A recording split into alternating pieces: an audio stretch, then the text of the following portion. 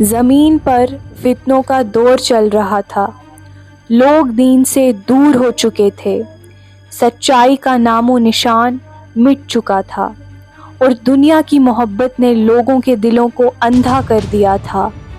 ایسے ہی ایک وقت میں ایک عجیب و غریب شخص کا ظہور ہوا، ایک ایسا شخص جس کا ذکر ہر آسمانی کتاب، ہر نبی، ہر پیغمبر نے کیا تھا۔ اس کا نام تھا دجال۔ دجال کا حلیہ کیسا ہوگا؟ حدیث کی روشنی میں آتا ہے کہ دجال ایک آنکھ والا ہوگا، یعنی وہ ایک آنکھ سے کانا ہوگا۔ اس کی دائیں یا بائیں آنکھ خراب ہوگی، جو ابھرے ہوئے انگور کے دانے کی طرح ہوگی۔ دجال کے ماتھے پہ فیرے یعنی کافر لکھا ہوگا۔ دو آنکھوں کے درمیان جو گلیبلا پورشن یعنی جو ماتھا ہوتا ہے، یہ وہاں پہ لکھا ہوگا اور ہر مومن اسے پڑھ لے گا۔ جو ان پڑھ مومن بھی ہیں وہ بھی اس چیز کو پڑھ پائیں گے اور ان کو پتہ چل جائے گا یہ اور کوئی نہیں بلکہ دجال ہے۔ دجال کے بال گھنگرالے اور گھنے ہوں گے۔ دجال کا قد موٹا اور چھوٹا ہوگا۔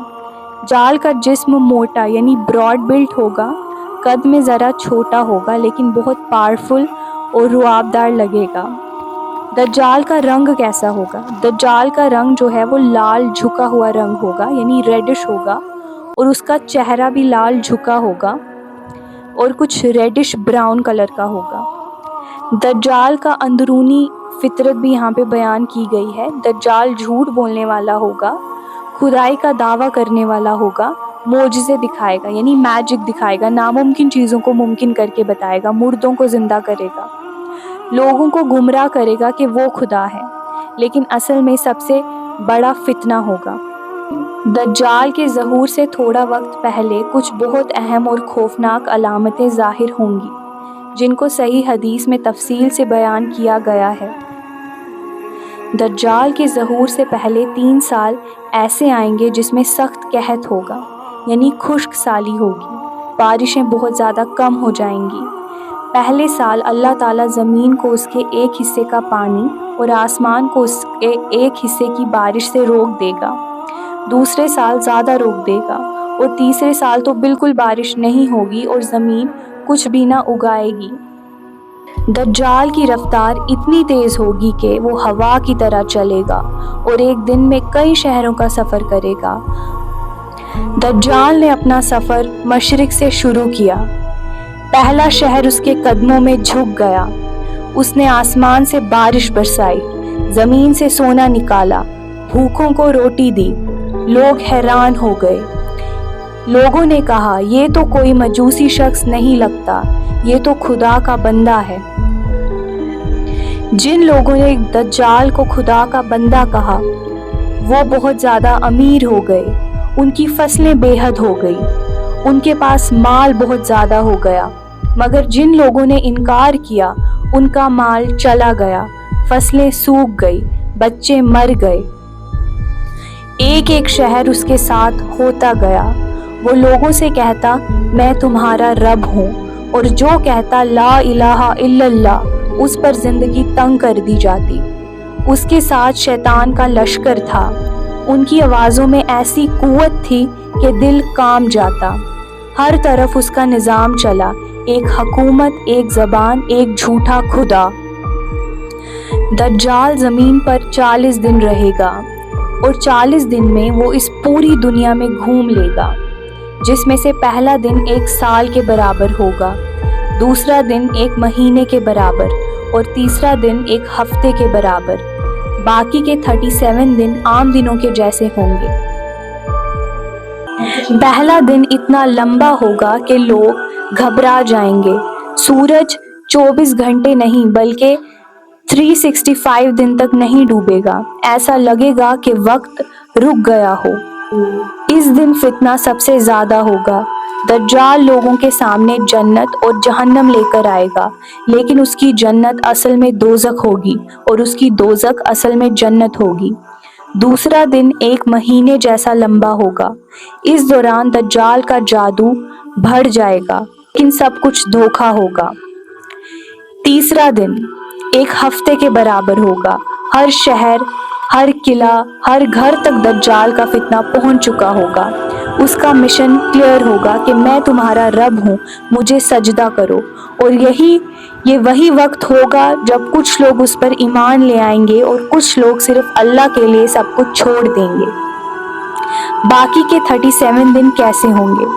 باقی کے دن عام دنوں کی طرح ہوں گے، لیکن فتنہ کم نہیں ہوگا۔ دجال ہر طرف سے لوگوں کا امتحان لے گا۔ روٹی اور ایمان میں سے ایک چنو، ایمان اور فتنے میں سے ایک چنو، جھوٹ اور سچ میں سے ایک چنو۔ یہ وقت ہوگا آخری امتحان کا۔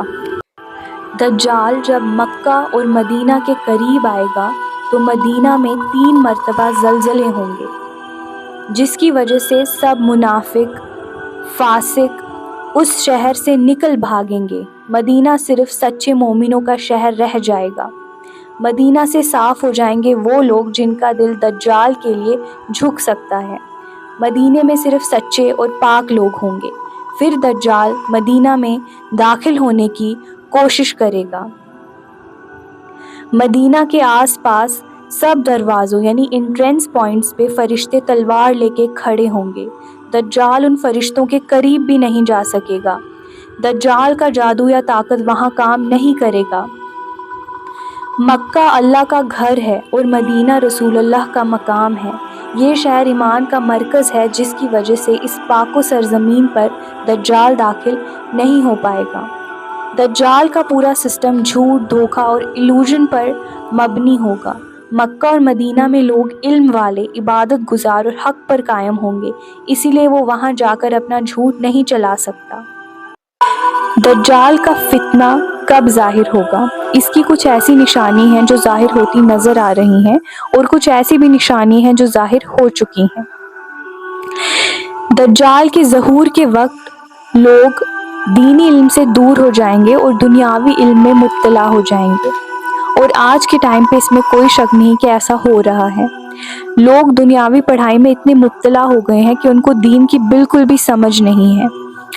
لوگ دین سے دور ہو گئے ہیں، جہالت بڑھتی جا رہی ہے، غلط عقیدے اور عمالیت عام ہو گئی ہے۔ ہر طرف فتنہ ہے، جیسے سوشل میڈیا، مس لیڈنگ آئیڈیالوجیز۔ حدیث کے مطابق فتنے اندھیری رات کے ٹکڑوں کی طرح ہوں گے۔ لوگ جھوٹ بولتے ہیں اور اسے چلاک سمجھا جاتا ہے۔ حدیث کے مطابق آخری زمانے میں جھوٹے لوگ مقبول ہوں گے۔ مسجد کو زینت دینا لیکن عبادت کم، اور آج کے زمانے میں ایسا ہی ہو رہا ہے کہ مسجدوں کو بہت سجایا جاتا ہے اور خوبصورت بنایا جاتا ہے، پر اس میں عبادت کرنے والے لوگ بہت زیادہ کم ہیں۔ امانت میں خیانت، جو لوگ امانت کے قابل نہیں انہیں ذمہ دار بنایا جاتا ہے۔ میڈیا اور سوسائٹی میں فحاشی کا غلبہ ہے۔ حدیث کے مطابق آخری زمانے میں یہ عام ہو جائے گا۔ عورتوں کا زیادہ ہونا، حدیث کے مطابق آخری زمانے میں عورتوں کی تعداد زیادہ ہو جائے گی۔ ربا سود کو کہتے ہیں جو عام ہو جائے گا۔ آج ہر شخص کسی نہ کسی طور پہ سود کے نظام میں شامل ہے، تو یہ وہ نشانیاں ہیں جو پوری ہوتی دکھ رہی ہیں اور شاید پوری ہو بھی چکی ہیں۔ انفارچونیٹلی یہ دنیا دجال کے فتنے کے لیے تیار ہو رہی ہے۔ جھوٹ سچ بن رہا ہے، فتنہ بڑھ رہا ہے، اور ہم مسلمان گناہ پہ گناہ کیے جا رہے ہیں اور بے شک اپنے آپ کو تیار کر رہے ہیں کہ دجال کا فتنہ ہم پر ظاہر ہو، لیکن ہمارا ایمان ہماری سب سے بڑی ڈھال ہے۔ دجال کے فتنے سے ہم ضرور بچ سکتے ہیں، جس کے لیے سورہ کہف ہمیں ہر جمعہ پڑھنی ہوگی اور انفیکٹ یاد بھی کر لینی چاہیے۔ قرآن اور سنت سے مضبوط تعلق رکھنا چاہیے، اور ایک دعا ہے وہ پڑھنی چاہیے، اللہم انی اعوذ بک من فتنۃ المسیح الدجال۔ عقل اور دل دونوں سے سوچنا چاہیے اور ہر کسی کو فالو نہیں کرنا چاہیے۔ آج کے زمانے میں لوگوں کی یوٹیوب فیڈ، انسٹاگرام فیڈ اتنی عجیب ہے کہ وہ سب حرام کانٹینٹ ہے۔ آپ کو اپنے آپ کو حلال کانٹینٹ کے اراؤنڈ رکھنا چاہیے، اور اس کے لیے آپ میرے چینل حدیث واقعہ کو سبسکرائب کریں۔